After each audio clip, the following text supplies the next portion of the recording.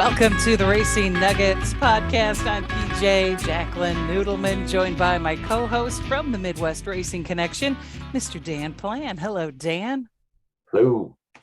You look like you're in a new place this evening. What's up with that? This is the corporate office for the Midwest Racing Connection, or another room in my house. So I have my fancy vinyl tile with checkerboard pattern and all that good stuff. So I like the floor. I like the floor. Well, our guest tonight is a real big up-and-comer in the racing world. Please welcome youngster, young gun, Mr. William Sawalich. Welcome, William. Thank you so much. I appreciate you having me on the show. Now, you are 16 years old, and look at some of those big trophies behind you already. Yeah, I've been fortunate enough to collect so many of those, and it's been a good journey so far. How old were you when you started racing? 9? Yeah, I was 9 when I started racing quarter midgets at Little Elko Speedway. Nice. There's a lot of kids running up there this year as well, too, and they all probably are looking up to you as what can happen because you got a lot going on. I was looking over your schedule. You're running like 4 different types of race cars this year. Tell everybody a little bit about your schedule.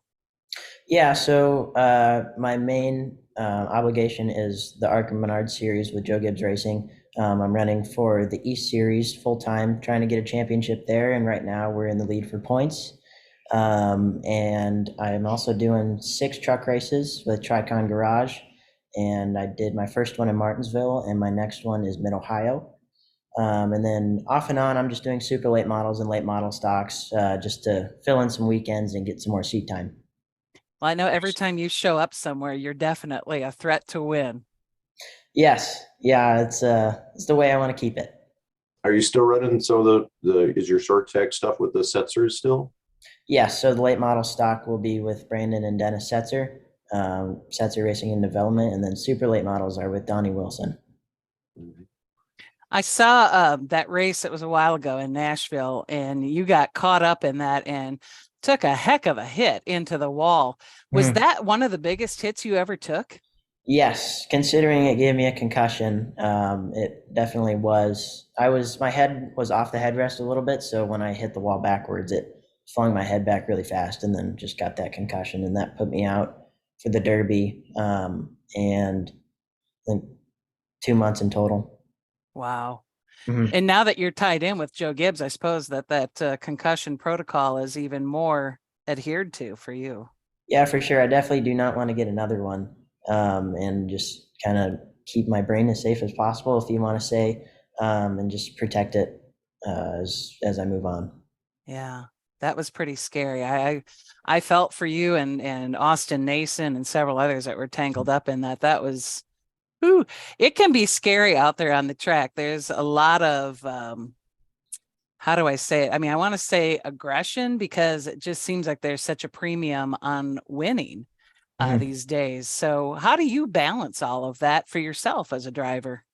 Yeah, so me personally, I just go to every race and try and learn as much as I can. And if I win, that's obviously great.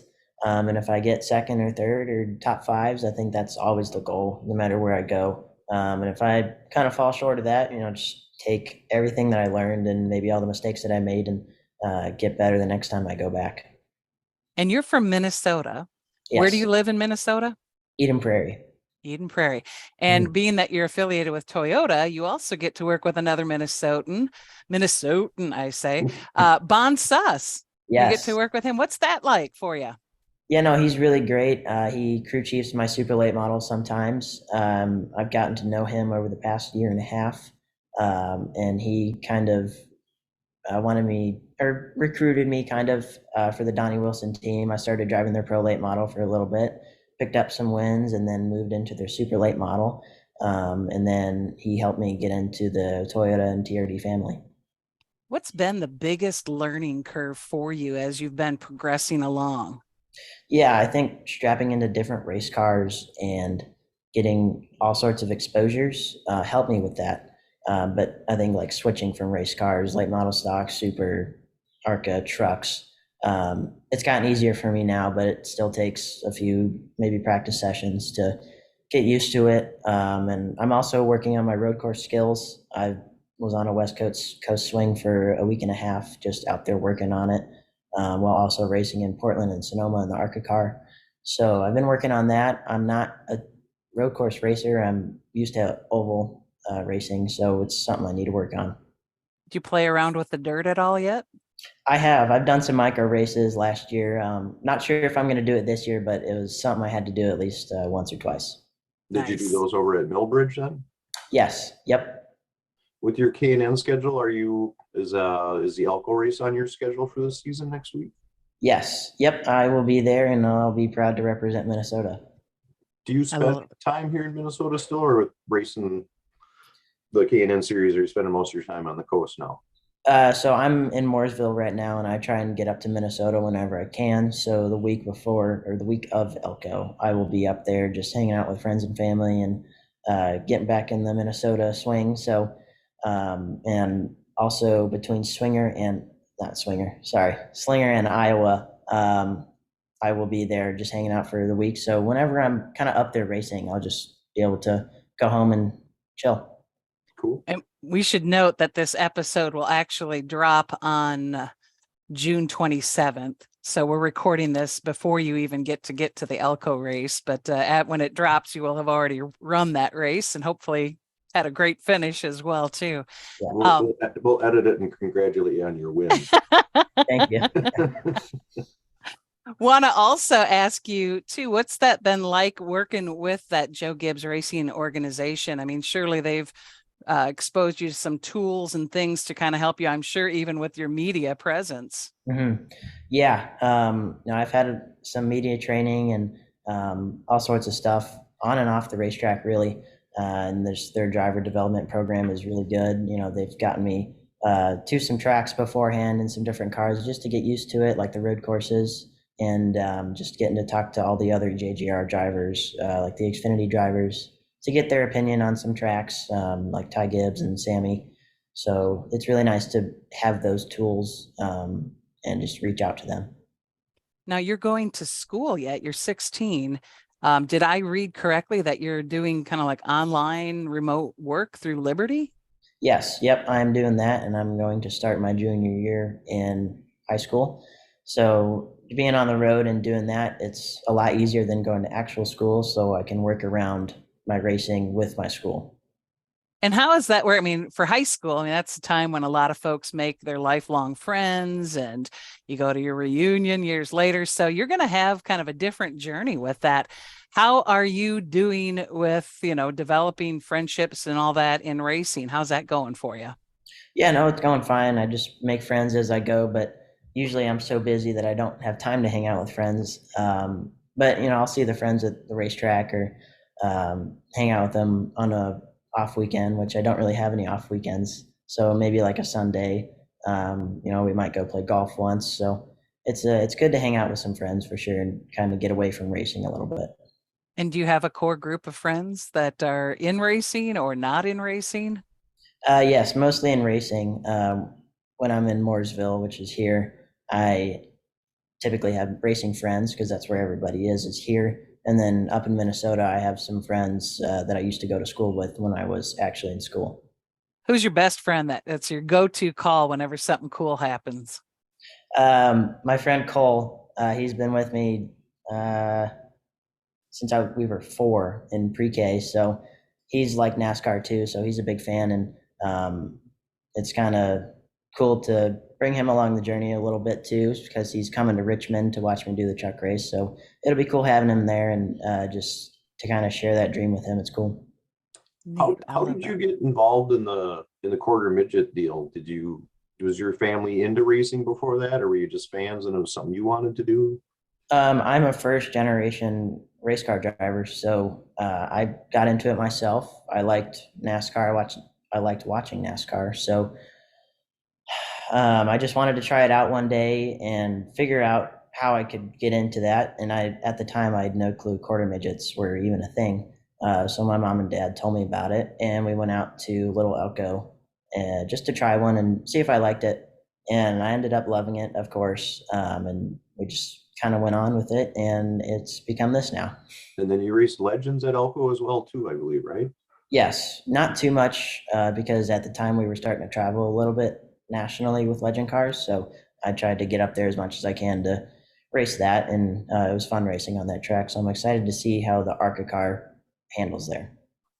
I'm not sure if you've seen how the quarter midget deal has exploded this year at Elko. I was down there last Sunday and there was 53 cars on Sunday. I've seen that. I've seen that on their Facebook. I'm really happy for them. Yeah, but the future looks good for racing in Minnesota with that going on. That's awesome.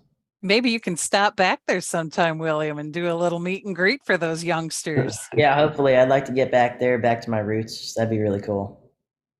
Very cool. Mhm. What is that like, that relationship, that communication, if you will, between you and all of the different crew chiefs? Has that been pretty seamless for you to be able to have that communication with each and every one of them? Yeah, I'm pretty easy to get along with, as are the crew chiefs I've been working with. Usually they are crew chiefs that have been with multiple drivers, so they kind of know how to get in a rhythm really fast with the driver. Um, and they've been great. Every single one has been great and helped me a lot, and has been around it for a while. And they've all have a lot of experience that I can feed off of. So I'm really grateful for that. And are you feeling pretty confident giving that feedback of what you're feeling and kind of and are you at the point where you kind of know what you want in the car? Or are you still at that point where you're just kind of giving the feedback of what you're feeling in the car? Just still giving the feedback of what I'm feeling. I can break down the corner really well, and that's something I was working on a year ago in late models. That's another thing, is just late models I used as a training tool to get ready for where I am now, because right now it's a little bit more serious than last year. But it's going to be a while until I can tell them what I want in the car. I mean, I think the only person that I know that I've talked to that could do that was Kyle Busch, and he's really good. So it's going to be a while. Well, I will tell you, being married to a crew chief, it's a beautiful thing when the crew chief can decide what to do to the car instead of the driver telling them what Yes, they want. and I also don't want it to be my fault. So yeah. Oh, you are miles ahead with your education already. Mm-hmm.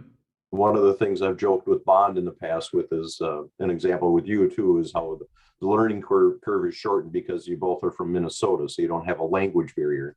He did mention he's been gone for a long time, but he really hasn't picked up the accent yet. So I think the Minnesota language still works well between the two of you. Yeah, that's something people have been saying. They're like, "Well, you don't really have a Minnesotan accent." I'm like, "Yeah, I know, but I definitely am from there." So What are you like, really physically fit to the point where you're really watching what you're eating, or are you still able to enjoy some of your favorites, stick to your ribs foods? yeah, I'm definitely able to enjoy my favorites still. I have a high metabolism, as I'd like to say, but I work out every day. I go on runs. Like cardiovascularly, I am very fit, and I have no problems in the race car. Nice. What is your go-to snack or food that's your just favorite?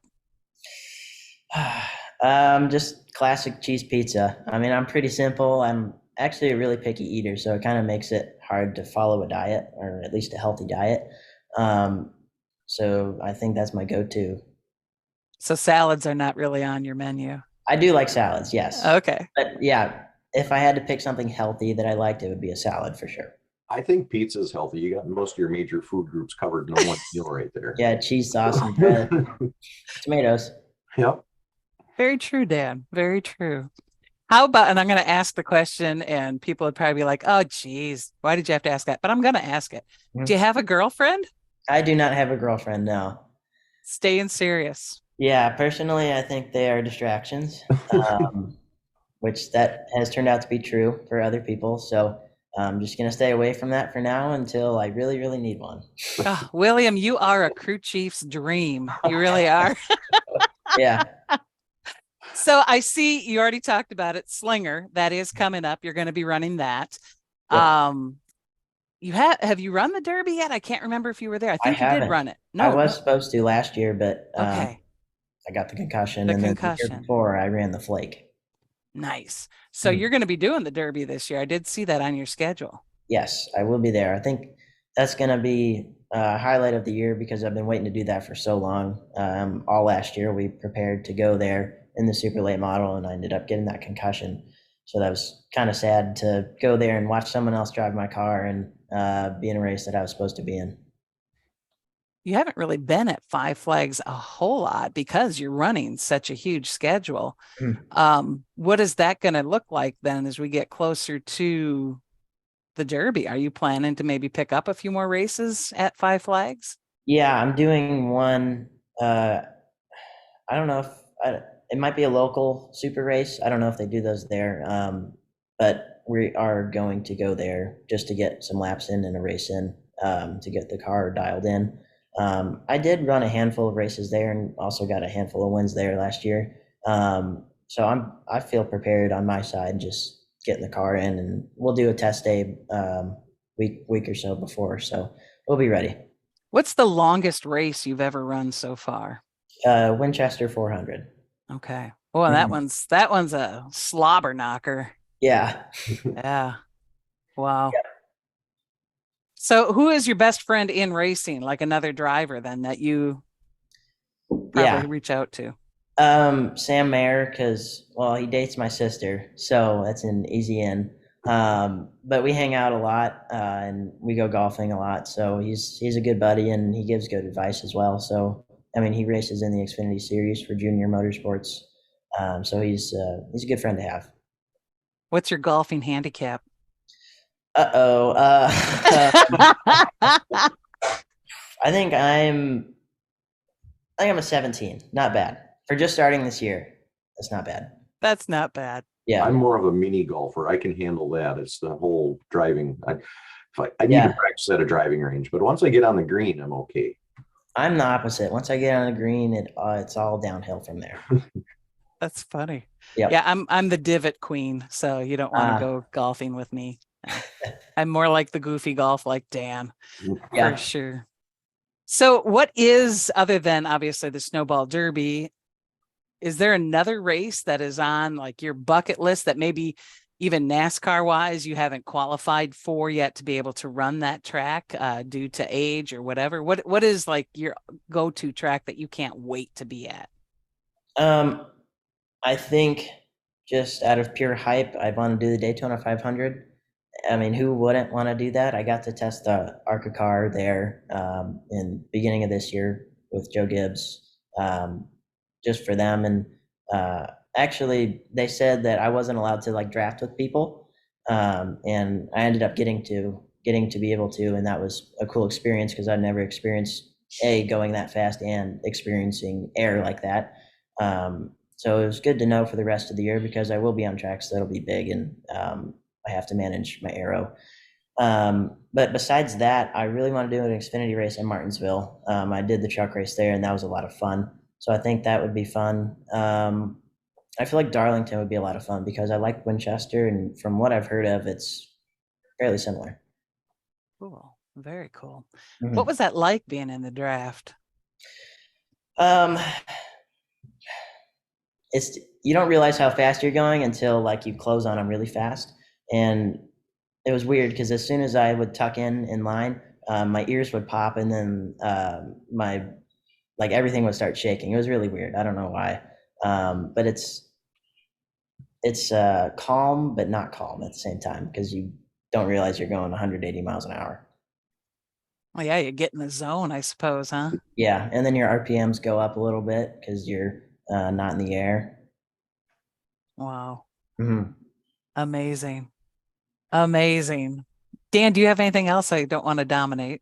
No, I was just going to say, I think it's kind of neat that we're doing a Zoom call and you're in Carolinas. And it was almost 2 years ago at Oktoberfest. I just walked into Danny's trailer and did a quick little interview with you when you drove his late model down there. So yes, I remember pretty that. quick for you. Yeah. What is kind of the projected plan for? I mean, I know plans are plans and things can change, but what is kind of the trajectory that you sort of see things going over the next, say, 5 years? Yeah. So next year, planning on doing something similar to this year, maybe some more truck races, just try and get that done. And then after that, we're going to try and go full-time Xfinity for Joe Gibbs Racing. I shouldn't say we were going to try, but it's already signed a 3-year deal. So I'm going to be doing that. And I'm looking forward to that. And I'm going to going up a year. Well, down a year from what I just said. I will be doing a few Xfinity races at the end of the year because I turn 18 in October. Nice. Yeah. And did you have to agree to not do super late stuff after you start running for Joe Gibbs full time? No, I'm free to do almost whatever I want. They're a little iffy on dirt stuff, as am I. I mean, it's dangerous. It has its dangers, but at the same time, it's a good learning tool. So even getting out there by myself and just getting sideways and getting out of my comfort zone is really good. Do you see yourself continuing to come back to run things like Slinger or, I don't know, maybe Oktoberfest if it fits the schedule?